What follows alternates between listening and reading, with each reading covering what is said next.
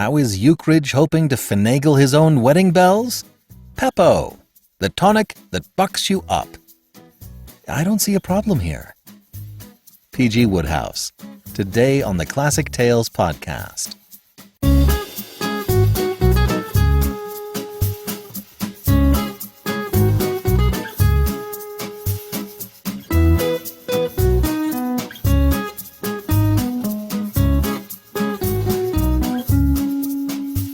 Welcome to the Classic Tales Podcast. Thank you for listening. We are proudly supported by our listeners. Please sign up to be a supporter for as little as $5 a month. We'll give you a monthly coupon code for $8 off any audiobook order. Your support on a monthly basis is vital to keep us going. Go to classictalesaudiobooks.com and become a financial supporter today. Thank you so much. The Arsène Lupin Podcast is still coming along. I'm getting very close. If you haven't heard, I'll be releasing the first collection of Lupin stories as its own show. Wednesdays are about to get even better. And now, Ukridge Turns a Nasty Corner by P.G. Wodehouse.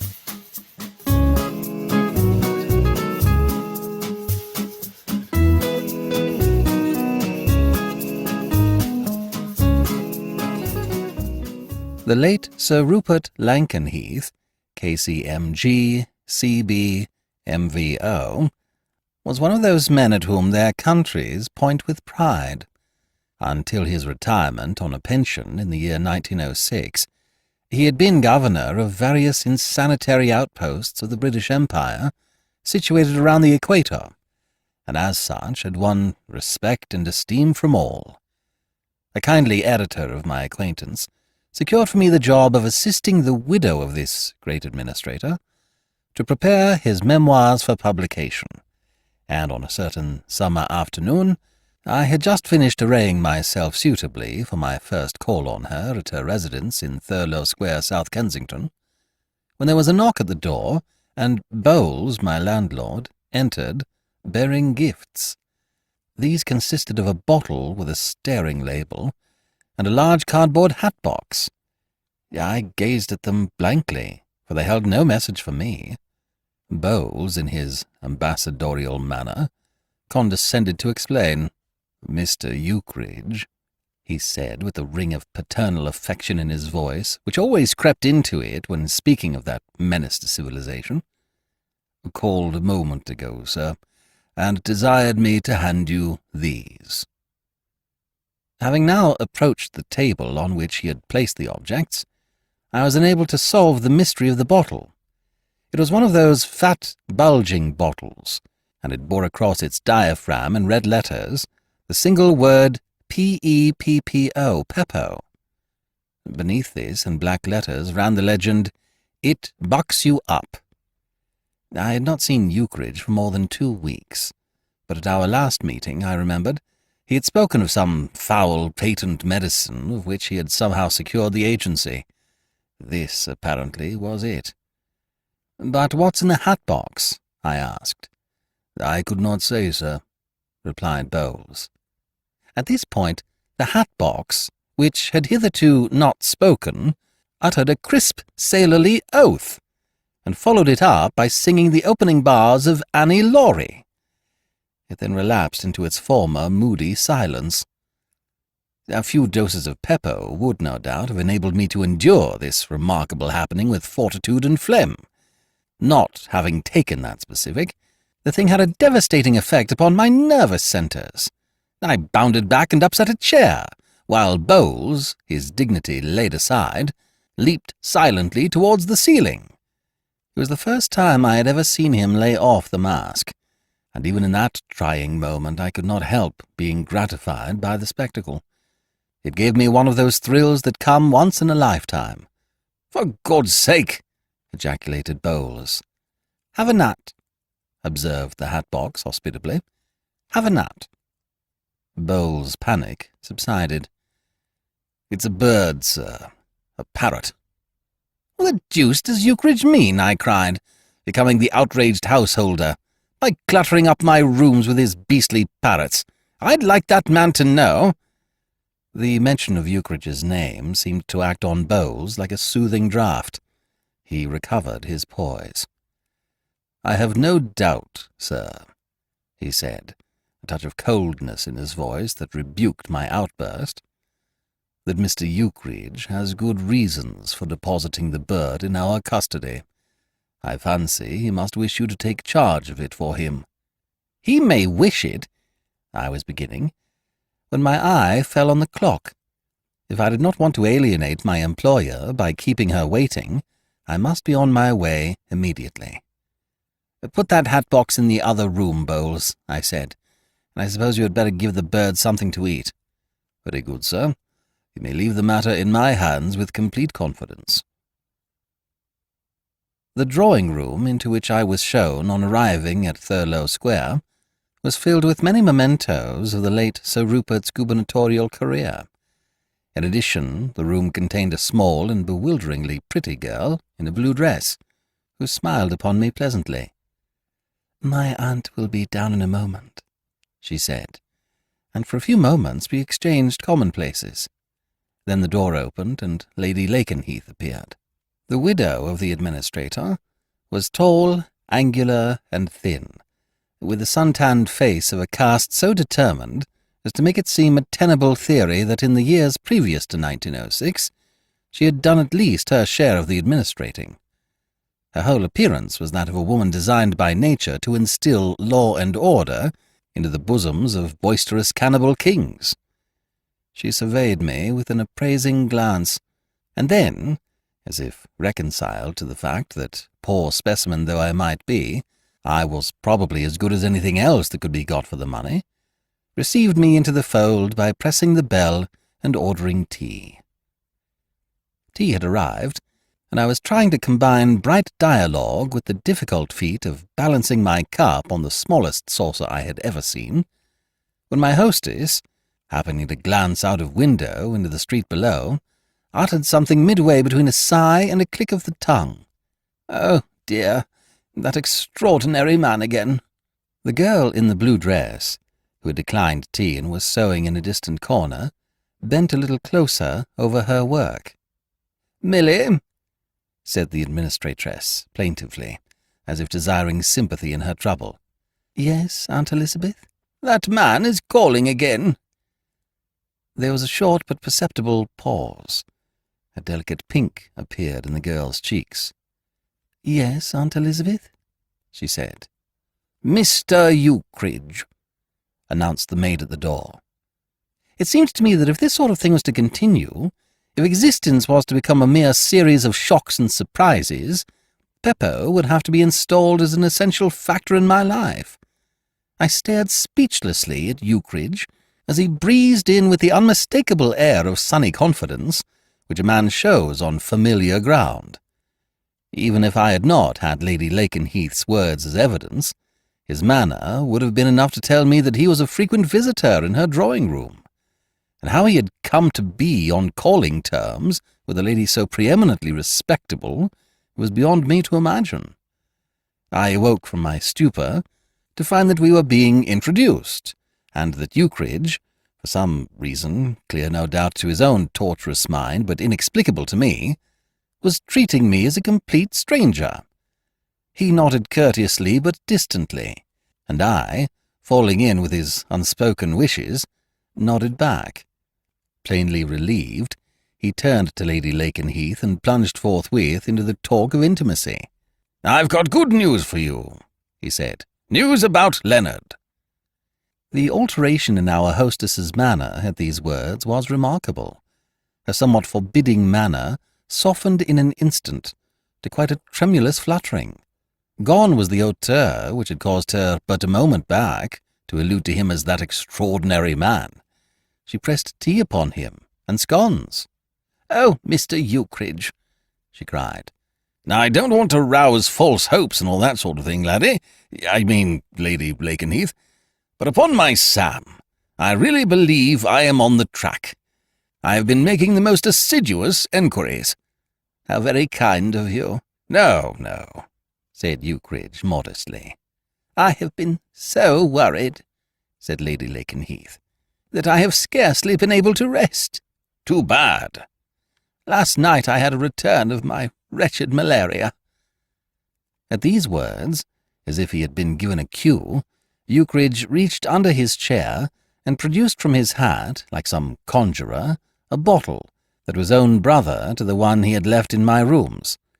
Even from where I sat I could read those magic words of cheer on its flaunting label.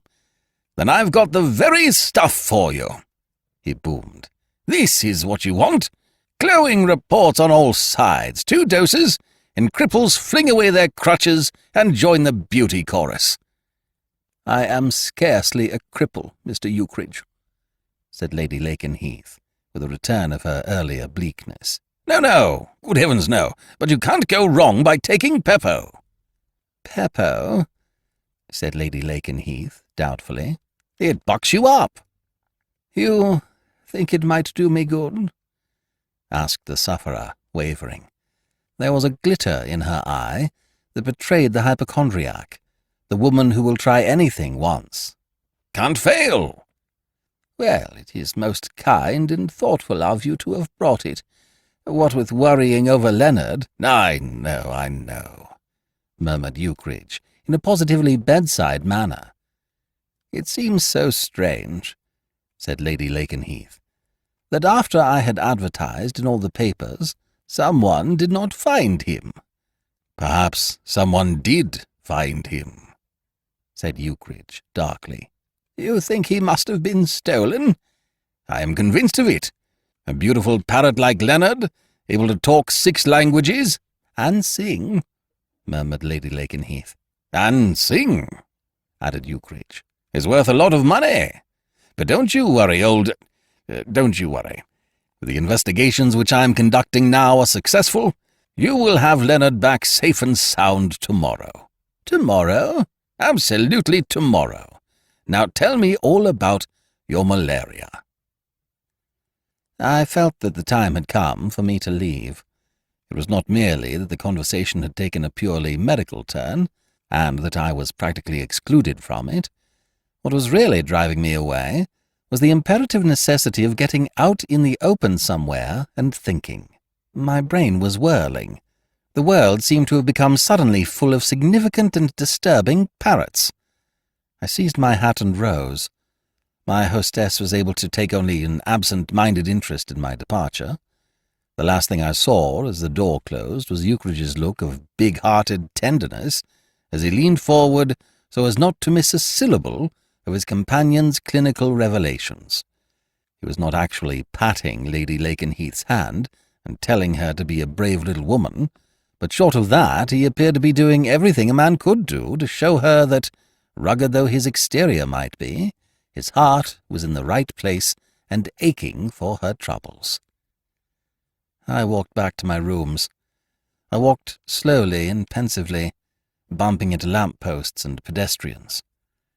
It was a relief when I finally reached Ebury Street to find Ukridge smoking on my sofa.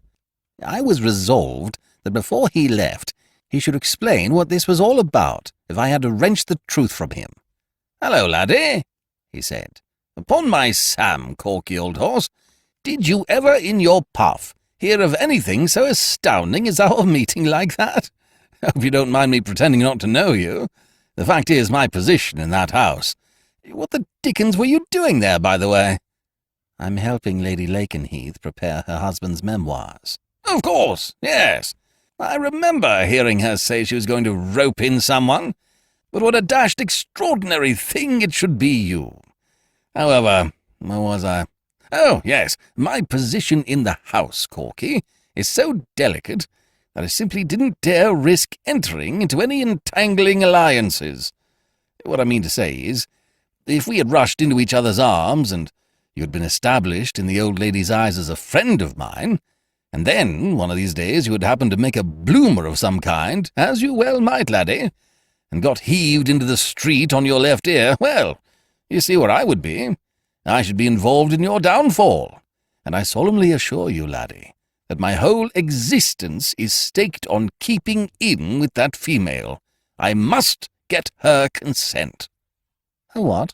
her consent to the marriage." "The marriage?" Ukridge blew a cloud of smoke and gazed through it sentimentally at the ceiling. "Isn't she a perfect angel?" he breathed softly. "Do you mean Lady Lakenheath?" I asked, bewildered. "Fool, no! Millie!" "Millie? The girl in blue?" Ukridge sighed dreamily. "She was wearing that blue dress when I first met her, Corky, and a hat with thingamies. It was on the Underground. I gave her my seat, and as I hung over her, suspended by a strap, I fell in love absolutely in a flash. I give you my honest word, laddie, I fell in love with her for all eternity between Thurlow Square and South Kensington stations. She got out at South Kensington. So did I. I followed her to the house, rang the bell, got the maid to show me in, and once I was in, put up a yarn about being misdirected and coming to the wrong address and all that sort of thing. I think they thought I was loony or trying to sell life insurance or something, but I didn't mind that. A few days later I called, and after that I hung about, keeping an eye on their movements, met 'em everywhere they went, and bowed and passed a word, and generally made my presence felt, and, well, to cut a long story short, old horse, we're engaged. I happened to find out that Millie was in the habit of taking the dog for a run in Kensington Gardens every morning at 11, and after that things began to move. It took a bit of doing, of course, getting up so early, but I was on the spot every day, and we talked and bunged sticks for the dog, and, well, as I say, we're engaged. She is the most amazing, wonderful girl, laddie, that you ever encountered in your life." I had listened to this recital dumbly. The thing was too cataclysmal for my mind. It overwhelmed me. "But—" I began. "But," said Ukridge, "the news has yet to be broken to the old lady, and I am striving with every nerve in my body, with every fibre of my brain, old horse, to get in right with her. That is why I brought her that PEPPO. Not much, you may say, but every little bit helps. Shows zeal, nothing like zeal. But, of course, what I'm really relying on is the parrot. That's my ace of trumps."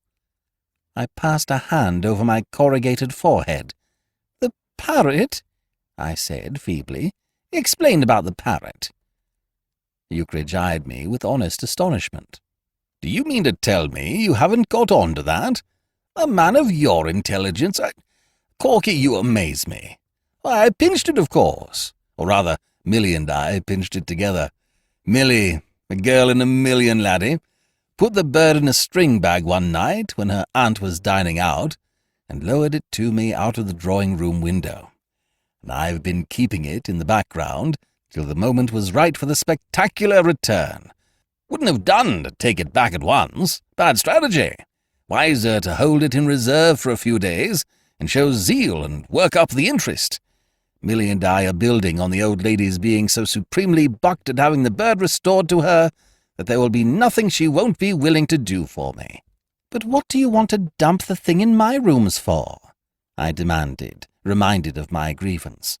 "I never got such a shock as when that damned hat box began to back-chat at me." "I'm sorry, old man, but it had to be. I could never tell that the old lady might not take it into her head to come round to my rooms about something. I'd thrown out, mistakenly, I realize now, an occasional suggestion about tea there some afternoon, so I had to park the bird with you. I'll take it away tomorrow." "You'll take it away tonight." "Not tonight, old man," pleaded Ukridge. "First thing tomorrow. You won't find it any trouble. Just throw it a word or two every now and then, and give it a bit of bread dipped in tea or something, and you won't have to worry about it at all. And I'll be round by noon at the latest to take it away. May heaven reward you, laddie, for the way you have stood by me this day." For a man like myself, who finds at least 8 hours of sleep essential if that schoolgirl complexion is to be preserved, it was unfortunate that Leonard the parrot should have proved to be a bird of high-strung temperament, easily upset. The experiences which he had undergone since leaving home had, I was to discover, jarred his nervous system. He was reasonably tranquil during the hours preceding bedtime, and had started his beauty sleep before I myself turned in. But at 2 a.m, something in the nature of a nightmare must have attacked him, for I was wrenched from my slumber by the sound of a hoarse soliloquy, in what I took to be some native dialect. This lasted without a break till 2:15, when he made a noise like a steam riveter for some moments. After that, apparently soothed, he fell asleep again. I dropped off at about 3, and at 3:30 was awakened by the strains of a deep-sea chanty. From then on, our periods of sleep never seemed to coincide.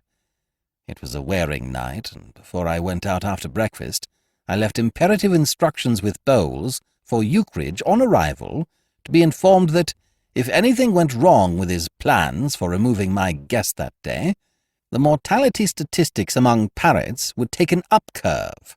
Returning to my rooms in the evening, I was pleased to see that this manifesto had been taken to heart. The hat-box was gone, and about 6 o'clock Ukridge appeared, so beaming and effervescent that I understood what had happened before he spoke. "Corky, my boy," he said vehemently, "this is the maddest, merriest day of all the glad new year, and you can quote me as saying so." "Lady Lakenheath has given her consent?" "Not merely given it, but bestowed it blithely, jubilantly." "It beats me," I said. "What beats you?" demanded Ukridge, sensitive to the jarring tone. "Well, I don't want to cast any aspersions, but I should have thought the first thing she would have done would be to make searching enquiries about your financial position." "My financial position? What's wrong with my financial position? I've got considerably over 50 quid in the bank, and I'm on the eve of making an enormous fortune out of this PEPPO stuff." "And that satisfied Lady Lakenheath?" I said incredulously. Ukridge hesitated for a moment. "Well, to be absolutely frank, laddie," he admitted, "I have an idea that she rather supposes that, in the matter of financing the venture, my aunt will rally round and keep things going till I am on my feet." "Your aunt? But your aunt has finally and definitely disowned you." "Yes, to be perfectly accurate, she has. But the old lady doesn't know that. In fact, I rather make it a point of keeping it from her. You see, I found it necessary, as things turned out, to play my aunt as my ace of trumps." "You told me the parrot was your ace of trumps." "I know I did, but these things slip up at the last moment. She seethed with gratitude about the bird, but when I seized the opportunity to ask her for her blessing, I was shocked to see that she put her ears back and jibbed. Got that nasty, steely look in her eyes, and began to talk about clandestine meetings and things being kept from her. It was an occasion for the swiftest thinking, laddie. I got an inspiration. I played up my aunt. It worked like magic. It seems the old lady has long been an admirer of her novels, and has always wanted to meet her. She went down and out for the full count the moment I introduced my aunt into the conversation, and I have had no trouble with her since." "Have you thought what's going to happen when they do meet? I can't see your aunt delivering a striking testimonial to your merits." "That's all right. The fact of the matter is, luck has stood by me in the most amazing way all through. It happens that my aunt is out of town. She's down at her cottage in Sussex finishing a novel, and on Saturday she sails for America on a lecturing tour." "How did you find that out?" "Another bit of luck. I ran into her new secretary, a bloke named Wassick, at the Savage Smoker last Saturday. There's no chance of their meeting. When my aunt's finishing a novel, she won't read letters or telegrams, so it's no good the old lady trying to get a communication through to her. It's Wednesday now. She sails on Saturday. She will be away 6 months. Why, damn me, by the time she hears of the thing, I shall be an old married man." It had been arranged between my employer and myself during the preliminary negotiations that I should give up my afternoons to the memoirs, and that the most convenient plan would be for me to present myself at Thurlow Square daily at 3 o'clock. I had just settled myself on the following day in the ground-floor study, when the girl Millie came in, carrying papers. "My aunt asked me to give you these," she said. "They are Uncle Rupert's letters, home from the year 1889. I looked at her with interest and something bordering on awe. This was the girl who had actually committed herself to the appalling task of going through life as Mrs. Stanley Fanshawe Ukridge, and what is more, seemed to like the prospect. Of such stuff our heroines made. "Thank you," I said, putting the papers on the desk. "By the way, I hope you will... What I mean is, Ukridge told me all about it. I hope you will be very happy." Her face lit up. She really was the most delightful girl to look at I had ever met. I could not blame Ukridge for falling in love with her. "Thank you very much," she said. She sat in the huge armchair, looking very small. "Stanley has been telling me what friends you and he are. He is devoted to you." "Great chap," I said heartily. I would have said anything which I thought would please her. She exercised a spell, this girl. We were at school together. "I know.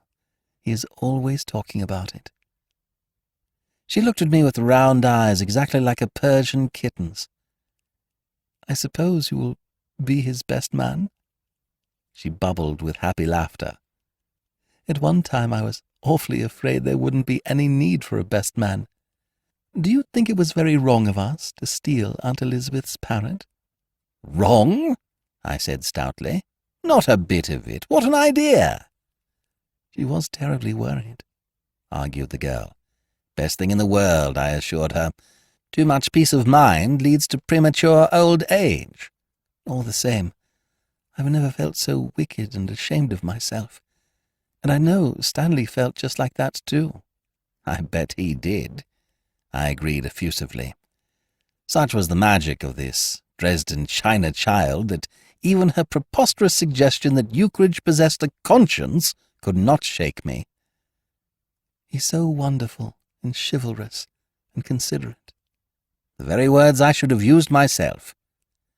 "Why, to show you what a beautiful nature he has, he's gone out now with my aunt to help her do her shopping." "You don't say so." "Just to try to make it up to her, you see, for the anxiety we caused her."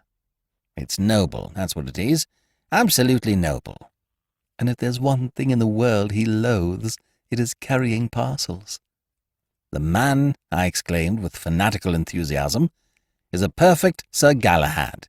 "Isn't he? Why, only the other day—" She was interrupted. Outside the front door slammed. There came a pounding of large feet in the passage. The door of the study flew open, and Sir Galahad himself charged in, his arms full of parcels. "Corky!" he began. Then, perceiving his future wife, who had risen from the chair in alarm, he gazed at her with a wild pity in his eyes, as one who has bad news to spring. "Millie, old girl," he said feverishly, "we're in the soup." The girl clutched the table. "Oh, Stanley, darling." "There is just one hope. It occurred to me as I was—" "You don't mean that Aunt Elizabeth has changed her mind?" "She hasn't yet, but," said Ukridge grimly, "she's pretty soon going to, unless we move with the utmost dispatch." "But what has happened?" Ukridge shed the parcels. The action seemed to make him calmer. "We had just come out of Harrods," he said, "and I was about to leg it home with these parcels when she sprang it on me, right out of a blue sky." "What, Stanley dear? Sprang what?" "This ghastly thing. The frightful news that she proposes to attend the dinner of the Pen and Ink Club on Friday night. I saw her talking to a pug-nosed female we met in the fruit, vegetable, birds, and pet dogs department. But I never guessed what they were talking about. She was inviting the old lady to that infernal dinner." "But, Stanley, why shouldn't Aunt Elizabeth go to the Pen and Ink Club dinner?" "Because my aunt is coming up to town on Friday, specially to speak at that dinner, and your aunt is going to make a point of introducing herself and having a long chat about me." We gazed at one another silently. There was no disguising the gravity of the news. Like the coming together of two uncongenial chemicals, this meeting of ant with ant must inevitably produce an explosion, and in that explosion would perish the hopes and dreams of two loving hearts. "Oh, Stanley, what can we do?" If the question had been directed at me, I should have been hard put to it to answer. But Ukridge, that man of resource, though he might be down, was never out. "There is just one scheme. It occurred to me as I was sprinting along the Brompton Road. Laddie," he proceeded, laying a heavy hand on my shoulder, "it involves your cooperation." "Oh, how splendid!" cried Milly. It was not quite the comment I would have made myself. She proceeded to explain. "Mr. Corcoran is so clever. I'm sure if it's anything that can be done, he will do it." This ruled me out as a potential resistor. Ukridge I might have been able to withstand, but so potently had this girl's spell worked on me that in her hands I was as wax. Ukridge sat down on the desk and spoke with a tenseness befitting the occasion. "It's rummy in this life, laddie," he began in a moralizing vein. "How the rottenest times a fellow goes through may often do him a bit of good in the end. I don't suppose I've ever enjoyed any period of my existence less than those months I spent at my aunt's house in Wimbledon, but mark the sequel, old horse. It was while going through that ghastly experience that I gained a knowledge of her habits which is going to save us now. Do you remember Dora Mason?" "Who is Dora Mason?" inquired Milly quickly. "A plain, elderly sort of female who used to be my aunt's secretary," replied Ukridge with equal promptness. Personally, I remembered Miss Mason as a rather unusually pretty and attractive girl, but I felt that it would be injudicious to say so. I contented myself with making a mental note to the effect that Ukridge, whatever his drawbacks as a husband, had at any rate that ready tact which is so helpful in the home. "Miss Mason," he proceeded, speaking, I thought, in a manner a shade more careful and measured, "used to talk to me about her job from time to time. I was sorry for the poor old thing, you understand, because hers was a grey life, and I made rather a point of trying to cheer her up now and then." "How like you, dear?" It was not I who spoke, it was Milly. She regarded her betrothed with shining and admiring eyes, and I could see that she was thinking that my description of him as a modern Galahad was altogether too tame. "And one of the things she told me," continued Ukridge, "was that my aunt, though she's always speaking at these bally dinners, can't say a word unless she has her speech written for her and memorizes it. Miss Mason swore solemnly to me that she had written every word my aunt had spoken in public in the last 2 years. You begin to get on with the scheme, laddie? The long and the short of it is that we must get hold of that speech she's going to deliver at the Pen and Ink Club binge. We must intercept it, old horse, before it can reach her. We shall thus spike her guns. Collar that speech, Corky, old man, before she can get her hooks in it. And you can take it from me that she'll find she has a headache on Friday night and can't appear." There stole over me that sickening conviction that comes to those in peril that I was in for it. "But it may be too late," I faltered, with a last feeble effort at self-preservation. "She may have the speech already." "Not a chance. I know what she's like when she's finishing one of these beastly books. No distractions of any sort are permitted. Warsick, the secretary bloke, will have had instructions to send the thing to her by registered post to arrive Friday morning, so that she can study it in the train. Now listen carefully, laddie, for I have thought this thing out to the last detail. My aunt is at her cottage at Market Deeping, in Sussex. I don't know how trains go, but there's sure to be one that'll get me to Market Deeping tonight. Directly I arrive, I shall send a wire to Warsick, signed Ukridge," said the schemer. "I have a perfect right to sign telegrams Ukridge," he added virtuously, "in which I tell him to hand the speech over to a gentleman who will call for it, as arrangements have been made for him to take it down to the cottage. All you have to do is to call at my aunt's house, see Wassick, a splendid fellow, and just the sort of chump who won't suspect a thing. Get the manuscript and biff off. Once round the corner, you dump it in the nearest garbage box and all is well." "Isn't he wonderful, Mr. Corcoran?" cried Milly. "I can rely on you, Corky. You will not let me down over your end of the business." "You will do this for us, Mr. Corcoran, won't you?" pleaded Milly. I gave one look at her. Her Persian kitten eyes beamed into mine, gaily, trustfully, confidently. I gulped. "All right," I said huskily. A leaden premonition of impending doom weighed me down next morning as I got into the cab which was to take me to Heath House, Wimbledon Common. I tried to correct this shuddering panic by telling myself that it was simply due to my recollection of what I had suffered at my previous visit to the place. But it refused to leave me. A black devil of apprehension sat on my shoulder all the way, and as I rang the front bell it seemed to me that this imp emitted a chuckle more sinister than any that had gone before. And suddenly, as I waited there, I understood. No wonder the imp had chuckled. Like a flash, I perceived where the fatal flaw in this enterprise lay. It was just like Ukridge, poor impetuous woolen-headed ass, not to have spotted it. But that I myself should have overlooked it was bitter indeed. The simple fact which had escaped our joint attention was this, that, as I had visited the house before, the butler would recognize me. I might succeed in purloining the speech, but it would be reported to the woman up top that the mysterious visitor who had called for the manuscript was none other than the loathly Mr. Corcoran of hideous memory. And what would happen then? Prosecution? Jail? Social ruin? I was on the very point of retreating down the steps when the door was flung open, and there swept over me the most exquisite relief I have ever known. It was a new butler who stood before me. "Well?" He did not actually speak the word, but he had a pair of those expressive, beetling eyebrows, and they said it for him. A most forbidding man, fully as grim and austere as his predecessor. "I wish to see Mr. Wassick," I said firmly.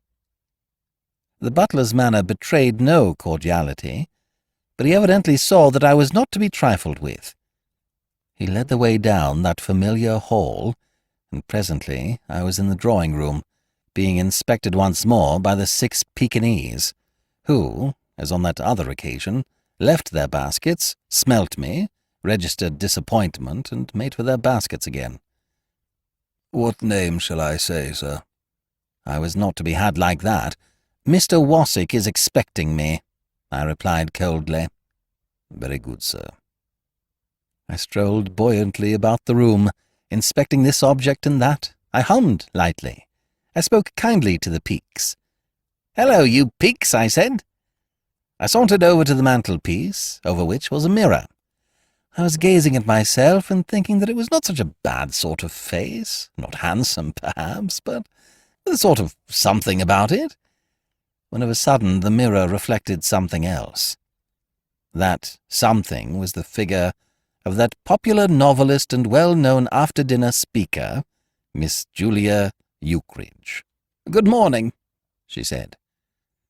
It is curious how often the gods who make sport of us poor humans defeat their own ends by overdoing the thing.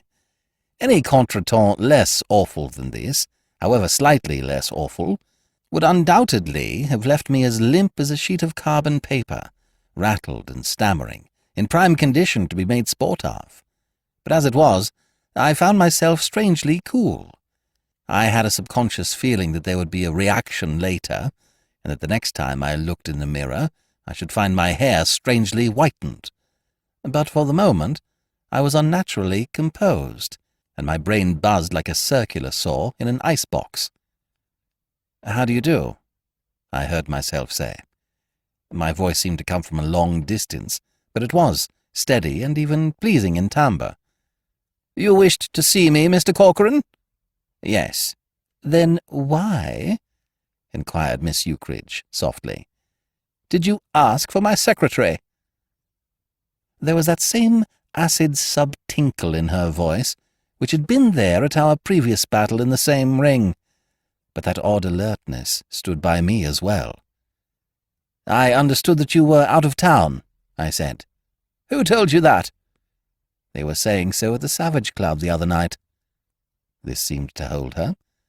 "Why did you wish to see me?" she asked, baffled by my ready intelligence. "I hoped to get a few facts concerning your proposed lecture tour in America." "How did you know that I was about to lecture in America?" I raised my eyebrows. This was childish. "They were saying so at the Savage Club," I replied, baffled again. "I had an idea, Mr. Corcoran," she said, with a nasty gleam in her blue eyes, "that you might be the person alluded to in my nephew Stanley's telegram." "Telegram?" "Yes. I altered my plans and returned to London last night instead of waiting till this evening, and I had scarcely arrived when a telegram came, signed Ukridge, from the village where I had been staying. It instructed my secretary to hand over to a gentleman who had called this morning the draft of the speech which I am to deliver at the dinner of the Pen and Ink Club. I assume the thing to have been some obscure practical joke on the part of my nephew Stanley, and I also assumed, Mr. Corcoran, that you must be the gentleman alluded to." I could parry this sort of stuff all day. "What an odd idea," I said. "You think it odd? Then why did you tell my butler that my secretary was expecting you?" It was the worst one yet, but I blocked it. "The man must have misunderstood me. He seemed," I added loftily, "an unintelligent sort of fellow." Our eyes met in silent conflict for a brief instant, but all was well. Julia Ukridge was a civilized woman, and this handicapped her in the contest. For people may say what they like about the artificialities of modern civilization, and hold its hypocrisies up to scorn, but there is no denying that it has one outstanding merit. Whatever its defects, civilization prevents a gently bred lady of high standing in the literary world from calling a man a liar and punching him on the nose, however convinced she may be that he deserves it. Miss Ukridge's hands twitched, her lips tightened, and her eyes gleamed bluely, but she restrained herself. She shrugged her shoulders. "What do you wish to know about my lecture tour?" she said. It was the white flag. Ukridge and I had arranged to dine together at the Regent Grill Room that night and celebrate the happy ending of his troubles. I was first at the tryst, and my heart bled for my poor friend as I noted the carefree way in which he ambled up the aisle to our table. I broke the bad news as gently as I could, and the man sagged like a filleted fish. It was not a cheery meal. I extended myself as host, plying him with rich foods and spirited young wines, but he would not be comforted. The only remark he contributed to the conversation, outside of scattered monosyllables, occurred as the waiter retired with the cigar-box. "What time is it, Corky, old man?" I looked at my watch. "Just on 9:30. "About now," said Ukridge dully. "My aunt is starting to give the old lady an earful." Lady Lakenheath was never, even at the best of times, what I should call a sparkling woman, but it seemed to me, as I sat with her at tea on the following afternoon, that her manner was more sombre than usual. She had all the earmarks of a woman who has had disturbing news. She looked, in fact, exactly like a woman who has been told by the aunt of the man who is endeavouring to marry into her respectable family the true character of that individual. It was not easy in the circumstances to keep the ball rolling on the subject of Magomos, but I was struggling bravely, when the last thing happened which I should have predicted. "Mr. Ukridge," announced the maid. That Ukridge should be here at all was astounding, but that he should bustle in as he did, with that same air of being the household pet which had marked his demeanour at our first meeting in this drawing-room, soared into the very empyrean of the inexplicable. So acutely was I affected by the spectacle of this man, whom I had left on the previous night a broken hulk, behaving with the ebullience of an honoured member of the family, that I did what I had been on the verge of doing every time I had partaken of Lady Lakenheath's hospitality, upset my tea. "I wonder," said Ukridge, plunging into speech with the same old breezy abruptness, "if this stuff would be any good, Aunt Elizabeth." I had got my cup balanced again as he started speaking, but at the sound of this affectionate address over it went again. Only a juggler of long experience could have manipulated Lady Lakenheath's miniature cups and saucers successfully under the stress of emotion such as I was experiencing. "What is it, Stanley?" asked Lady Lakenheath with a flicker of interest. They were bending their heads over a bottle which Ukridge had pulled out of his pocket. "It's some new stuff, Aunt Elizabeth. Just put on the market. Said to be excellent for parrots. Might be worth trying." "It is exceedingly thoughtful of you, Stanley, to have brought it," said Lady Lakenheath warmly. "And I shall certainly try the effect of a dose if Leonard has another seizure. Fortunately, he seems almost himself again this afternoon." "Splendid."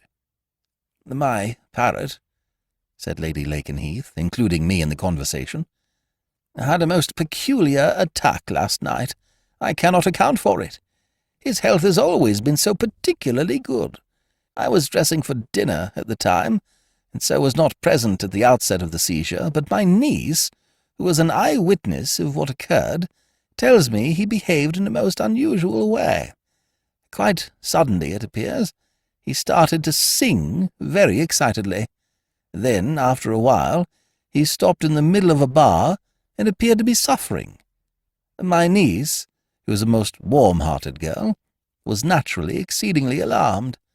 She ran to fetch me, and when I came down, poor Leonard was leaning against the side of his cage in an attitude of complete exhaustion, and all he would say was, 'Have a nut.' He repeated this several times in a low voice, and then closed his eyes and tumbled off his perch. I was up half the night with him, but now he seems mercifully to have turned the corner.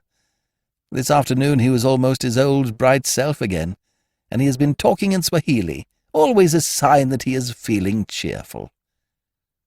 I murmured my condolences and congratulations. "It was particularly unfortunate," observed Ukridge sympathetically, "that the thing should have happened last night, because it prevented Aunt Elizabeth going to the Pen and Ink Club dinner." "What?" Fortunately I had set down my cup by this time. "Yes," said Lady Lakenheath regretfully, "and I had been so looking forward to meeting Stanley's aunt there, Miss Julia Ukridge, the novelist. I've been an admirer of hers for many years, but with Leonard in this terrible state, naturally I could not stir from the house. His claims were paramount.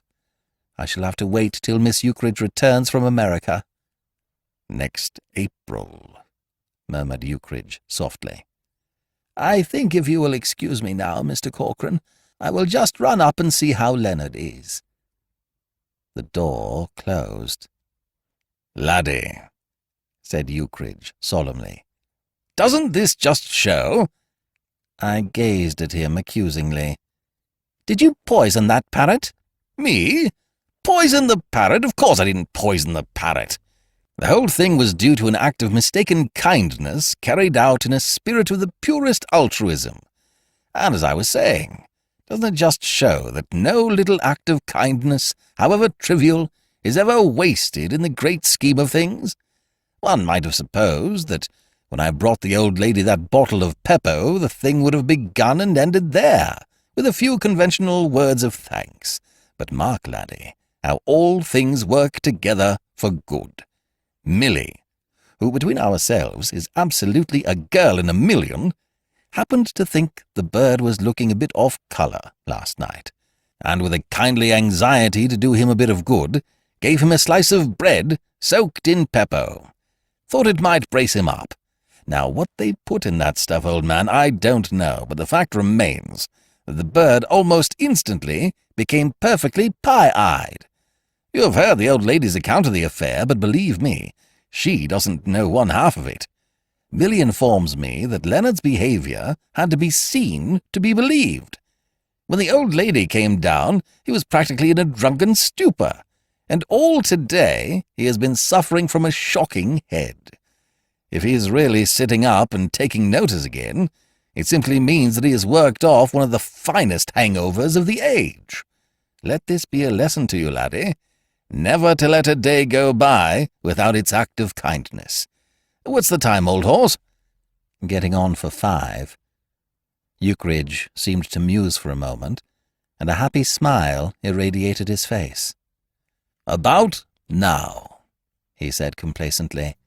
My aunt is out in the channel somewhere, and I see by this morning paper that there is a nasty gale blowing up from the southeast.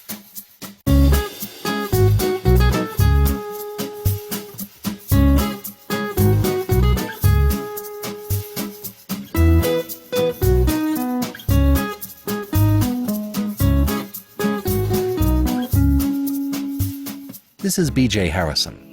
I hope you've enjoyed this unabridged production of Ukridge Turns a Nasty Corner by P.G. Wodehouse.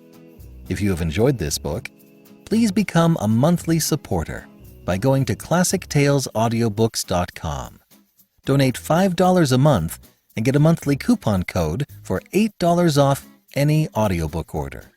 It's a great way to build your library of classic literature. Thanks for pitching in. Thank you for joining me today and allowing classic literature to awaken your better self. Please join me every week, and we'll rediscover the greatest stories ever put to paper.